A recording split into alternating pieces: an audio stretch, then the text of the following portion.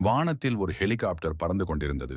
கீழே பறந்து விரிந்த மலைகளும் அடர்ந்த காடுகளும் தெளிவாக காணப்பட்டன. ஹெலிகாப்டரின் உள்ளே ஒரு இராணுவ பெண் அதிகாரி அமர்ந்திருந்தார். அவரது பார்வை கவனமாகவும் முகபாவனை உறுதியுடனும் இருந்தது. கையில் இருந்த தொலைநோக்கியின் மூலம் அவர் நிலப்பரப்பை ஆய்வு செய்து கொண்டிருந்தார்.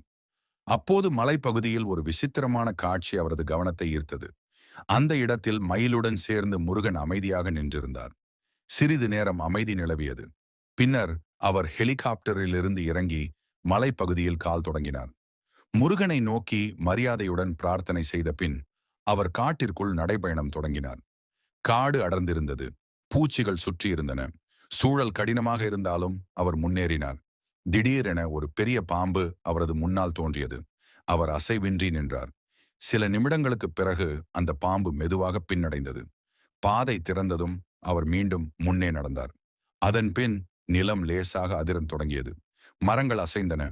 காட்டுக்குள்ளிருந்து ஒரு பிரம்மாண்டமான டைனோசர் வெளிப்பட்டது. அவர் மேலே பார்த்தார். அந்த தருணத்தில் பயமும் தைரியமும் ஒரே நேரத்தில் தென்பட்டன. இது அவர் எதிர்கொள்ள வேண்டிய மிகப்பெரிய சோதனையாக இருந்தது.